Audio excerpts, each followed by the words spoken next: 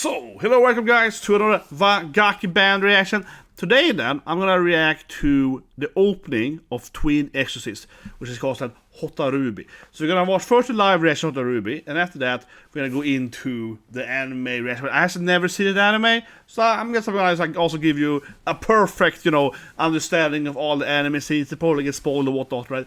And in this week's weapon, guys, the Bokken, right? So last time, I believe I had the Aka Bokken, the red Bokken you can train with, right? But this here, I would say, is the most traditionalized, super iconic Japanese weapon, right? The actual typical training Bokken for like a wooden katana, right? You have two hands on it. It's shaped roughly the same size as the average katana, of course. This is what you see, right? In like all, the yankee animes, right? Where someone is like, hey, you wanna go, bro? Like for example, Ryo for Shaman King, Ryo the Bokken right there. So this is a very, very classic weapon, right? Super iconic in anime, the Bokken. You see it all the time with like Sukuban and Yankees and so forth, and Yakuza, they also have the Bokken, right? But I will say this, guys. Maybe I'm broken, but it always feels good, okay? Maybe I grab too much in the audio, but this feels good to me. I mean, I love this feeling of holding something and having it on my shoulder like this, It's like a good feeling, okay? You're like, yeah, you wanna go? It's just like the most manly feeling ever, okay? Seriously. Well, let's go into music. So if you guys subscribe, press the like button, and let's check it out.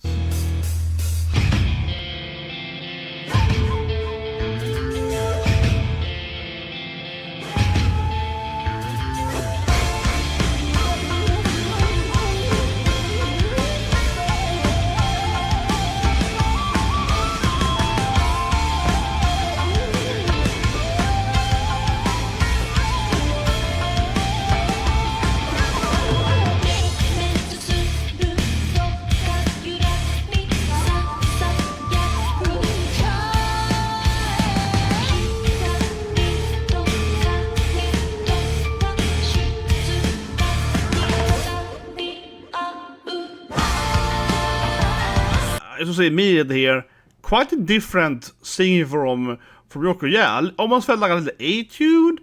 I don't think I've heard her sing like that before. Kind of like a weird, yeah. So, interesting. I don't think that, I'm gonna guess here, right? I don't think the rest of the song will go like this in the lyrics. Maybe partially, but probably not the full song, I don't think I've ever heard her sing that before. But let's keep going.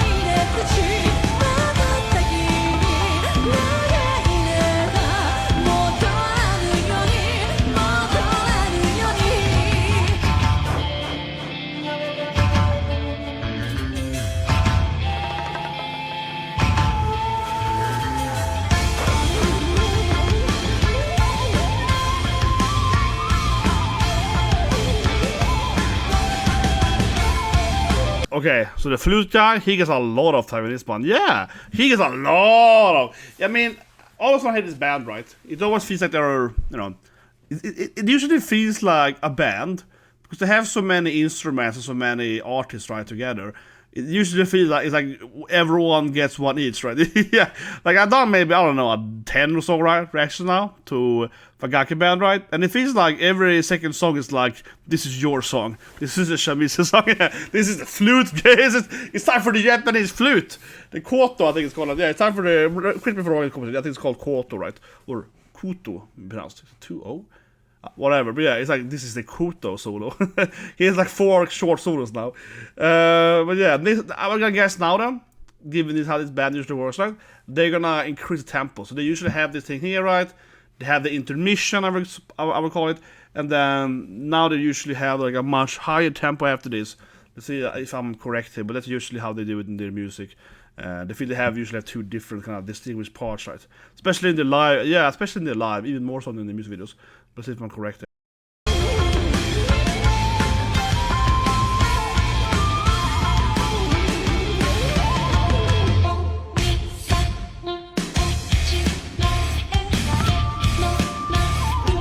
Basically, it's gonna ship 8 shooting.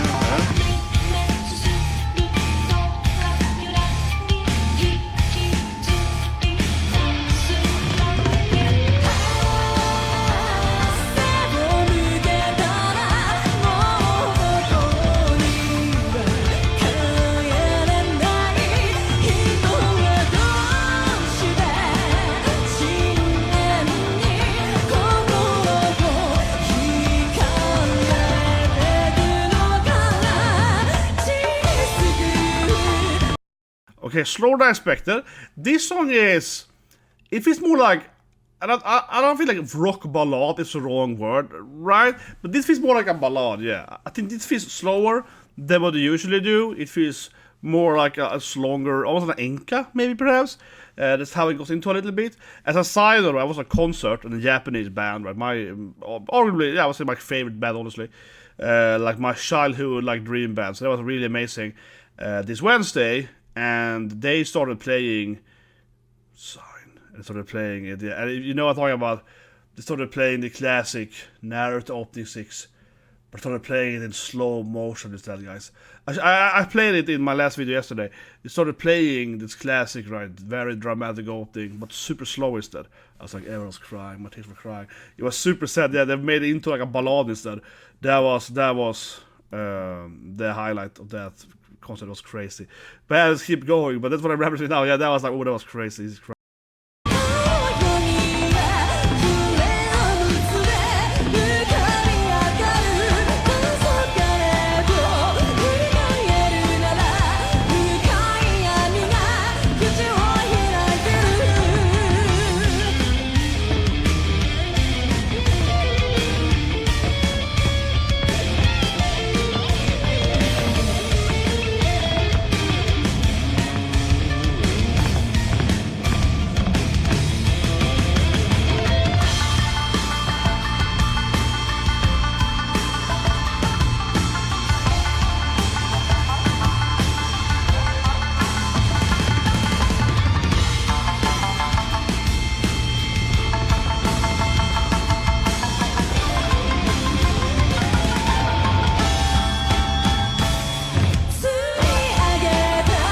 That was a really nice bit in the middle. Yeah, it's a nice solo bit. So back up. Yeah, I really liked the last half minute here. So yeah.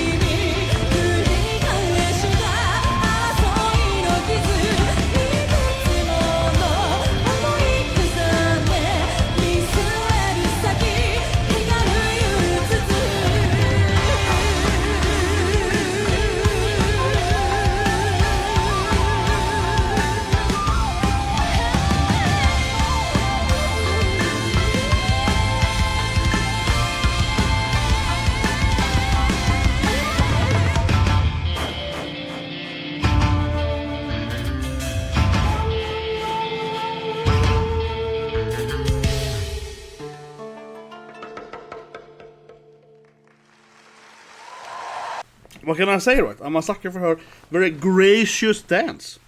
But she's, of course, a very good sword dancer, right? We know that she is a kajitsu trained woman. She got especially a lot of the sensor of it, the sun feather. And she's very gracious, and it takes a lot of, actual sass, right, effort to it. No, but I mean, obviously I have trained martial art my whole life, and I've also been a trainer and so forth, right? And for example, with the kajitsu, right, you have this skill called the eye in the end. So you come with your blade, and just at the end of it, you kind of do this snatch chain, right? This kind of movement, right? You kind of graciously, then you kind of sackcoin, right, and so forth, are definitely big parts, right, of having this like gracious yet powerful movement. So she's very good at that. It reminds me, for example, I did in my last Love Bites reaction review, the singer there, like what Asami then, she is also very similar. How she's like, she's similar, but of course in her way, right? So when the other band members, similar to here, are playing their, solos or whatever as a dual, right? She goes around, she's more a heavy rocker girl, she goes around, and then she's kind of like, on the sideline and all that stuff, right? She's a lot more like that, but she's a hype woman, right? But, so she's very, very good at that. But I think this here is also a very hype woman. But I find it interesting, because she's a much more, like a Yamato, I guess, the Yamato flower. She's much more like a typical, historical, gracious hype woman, right? It's much more, like it's the slower. Yeah, it's interesting. I find it very interesting, and this actually is probably much more rare, right, to find someone like that.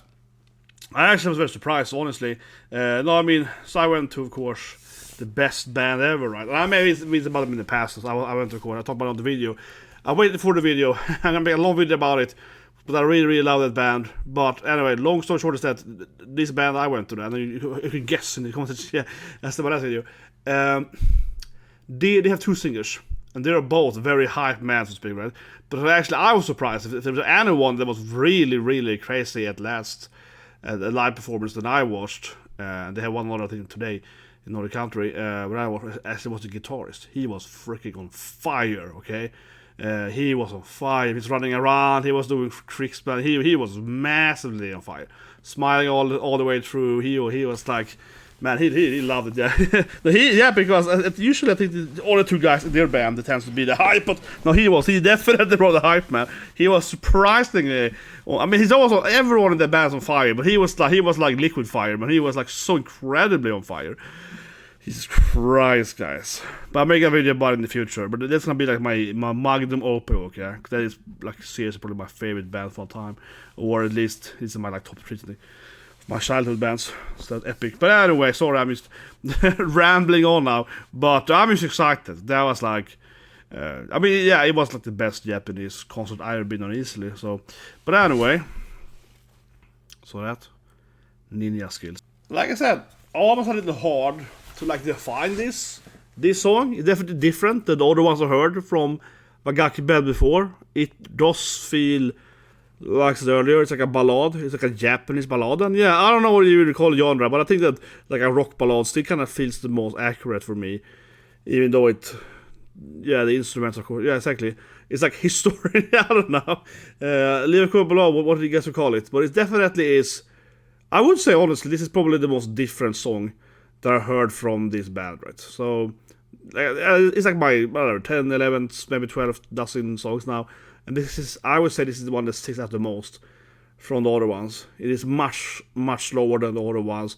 The thing is that it never really, like I said, it was like a slow, more a ballad song the whole way, right? Because in the other ones, some of them, of course, most of them are much, much higher paced, right? I mean, overall, first of all, most of the music is much higher paced, I would say. It's like an objective standpoint, right? Like they are definitely higher pacing.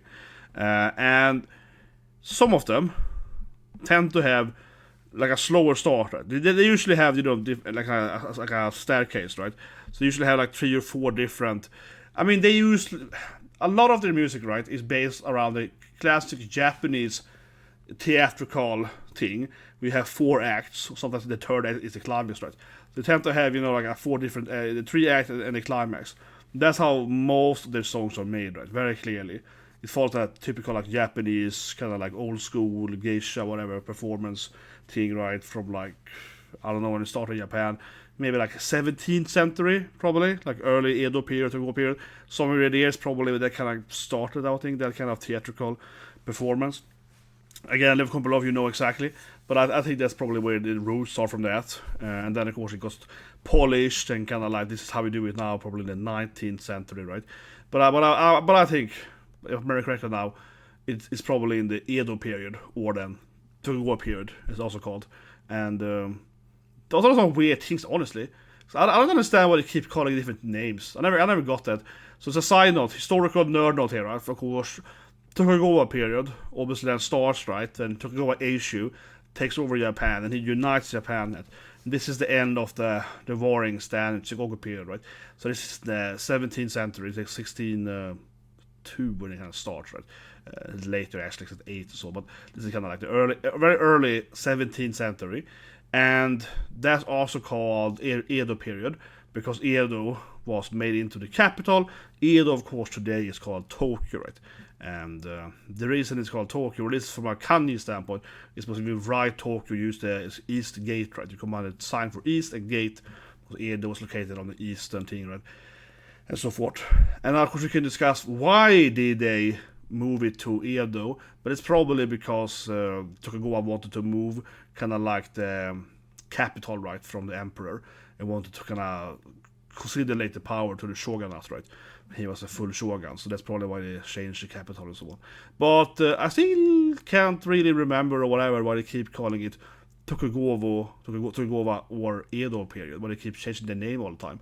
Because you definitely read both. But whatever, I digress. Little bit Japanese nerd. If you like it, press the like button. Now, let's check out the anime openings then. Okay, so this is the anime. I never seen this anime. I heard about it, but only very briefly. So I don't know what it's about. It's called Valkyrie. So it's called Valkyrie Ikusa Otome, as its side thing. Huh. Well, it looks like a Roman. No, it's probably like a shonen anime. It's pretty fighting, right? But anyway, let's check it out, and I'm gonna guess all the different things that in the anime. So I'm gonna play it like this, guys, right? Because when you do anime openings, they tend to get blocked immediately. Yeah, anime openings are... I find it so weird. I find it so weird, right? Because if I do like a live reaction, right? You know, the money goes to the bad. I don't care about the money, so whatever, right? But you do an anime opening, you get a copyright strike or you get blocked. It's just so weird to me that, okay, why can't you have the same system, right? If I do if I do a live reaction, the money, right, the profit goes to the musician, which is perfectly fine for me, right? Why can't you do the same thing for anime openings, right? I find it so weird. Yeah, for anime openings, you either get nothing or you get a copyright strike, basically. It's so weird. But anyway, we rant over. But yeah, now I understood why that's a thing. But yeah, obviously the two main... Oh, she got a fox, like a kitsune mask. This is BABYMETAL over it. That's really cool, actually, turn into like the hand thing. Okay, superpowers clear, supernatural, to assist. It's obviously a romance, as I said earlier. Obviously these two characters are romantically involved. Okay, it feels like it is very, you know, Japanese yokai and so on. That's maybe why they have this band then. Because yeah, like this, like some yokai mask pin and so on. And maybe she's a demon, the exorcist or something. It's obviously a romance with these two characters, clearly. Yeah. These two are definitely romantically involved, obviously. Okay, here the word Foss. Oh, okay, she's like a shit. Okay, she throws like in there. Okay, she exits clearly then. Yeah, she throws this stuff. Yeah, it's like Pokerocky. he's a Rocky then. Yeah. She fights by using the classic, like, okay, it's like a talisman fighting. Now it turned into like a sword instead. Oh, she drawed like a sign on him. Interesting. His power then. He's a demon. Oh, he can transform instead. Oh, I see. He's anime. I mean, like, this guy's anime. I'm like, that's kind of anime of him. Like, I couldn't help myself. But yeah, he can transform into a demon instead. Yeah, of course. She fights by like throwing stuff into the sword. He gets like a demon hand. Let's go back a bit. But it was kind of cute. He felt so anime. He just felt like that was like Naruto or something. Yeah, he was like... Yeah, this just felt so... I have to say, this felt so anime, right? So she, again, obviously, the female main character, just like in Pocky and Rocky, right? She's throwing her talismans. She's throwing it like typical anti-demon things, right? And you find them in, you know, different animes like Dan Dan Dan and so forth, right? You know, it's a very classic thing, right? And usually they used to like seal demons away, or you know, put a Fuji like a seal on a demon or something like that, or you know, like protect his shrine and that. She uses those stuff to fight, and that's again like how Pokerocky is, or of course was Toad better than that, and Nikuni or whatever. So there's a bunch of stuff like that, but it's very common, right? Very common motif in gaming and anime and so on. But this guy, he feels very anime, yeah. So he instead uses his power to transform into a demon. I like to listen here. He's like, yeah, I'm gonna, yeah. And he gets like a demon head instead or something. His face transforms. And that's another guy. It's a rival, right? It's a bad boy. He's fighting another guy. That's clearly it's like the evil guy. He can also transform. Let's see if I can find that scene. Here it is. Yeah, they're like hitting each other. Yeah, but I mean, his powers are very anime. Like he has like inner demon, you know. He's something like that. He can transform into his ancient yokai form, where she is, of course, instead. So here she throws. Here, this is super classic. Yeah, it's like a Shinto shrine maiden. She throws the shrine weapon. I've seen a lot of animes with this as a character. I've seen a lot of animes. Like, maybe they're twin stuff. It's called Twin Exist. But I don't know. I felt that they had like a romance going on. Remember I was like, wait a minute. It's called Twins. Yeah. But I do feel this is super. This scene here, right? Super iconic anime to me. Like I said earlier, I've seen so many other methods of gaming, right? Japanese video games. Where this is like a thing with you have like a female priestess. It's almost always that too, right? I wonder why actually, but this is a very classic trope. We have a female maiden, right? She fights with the thing, she throws the stuff, and she's like, let's go, demon! She throws it in his face, and the demon gets like, oh no! And they get, yeah. This is super, extremely common, but you almost never see a man doing this thing. Yeah, you almost never see like a male exorcist. It's always like it's always like a woman, right? It's always like an innocent, you know, like a shrine maiden, Amika. It's always like that. It's never like a man doing that, even though obviously you have a bunch of males, you know, working as monks or whatever, priests, in Japanese. So, but yeah, in gaming and anime, it's almost a woman, always. I can think of a few examples, but that is basically like all of the characters are. There's like a horror anime, for example, it's like 6 women. They're all RXs, yeah, and it's one guy's a horror man, right? He's like living with all of them, and they're fighting demons together. So yeah, there's like one guy, right? And he's like, yeah, that actually is more than one anime with like a horror monks. but honestly, leave a comment below. But I'm guessing it's just because I know that the first game like this was released in the 80s that had the woman fighting by throwing this stuff. That game, I believe, is released in 86, if I'm correct now. Maybe it's even earlier than that. But anyway, it does feel like maybe it's like I just feel like, honestly, if you know why, really, I would love if you can explain it to me. It's interesting, I think, from a cultural standpoint. It has to be maybe like a movie or something. What I would guess, right? What I would guess, how the usual is that there was probably a movie, maybe a book, but probably a movie that got very famous, went viral, or it's a kind of thing, but whatever, like a movie from like, you know, the 70s, maybe the 60s, right? Like a classic Japanese movie that everyone has seen, everyone knows about it, and then maybe there was like a cute girl throwing this stuff, she was fighting demons and yokais, and, you know, she was like cleansing evil demons, right? Because they also have this hair, you know, her hairstyle, right? Is also what they tend to have, right? It's like in Sailor Moon with Rey, has the similar hair color, darker hair and so on, yeah. They tend to also have this hairstyle as well. Like this woman here looks like the typical, like, you know, the shrine maiden fighter lady. Yeah, this is how they always look. So I'm just imagining that it's like a movie from, you know, maybe the 80s, but probably earlier than that, right? That is like has this female main character, and that's there's a cult classic, and everyone knows about it, and that's why they're always doing this thing. I'm just throwing it out there, but that to me seems really, really likable. Yeah, like if it's super.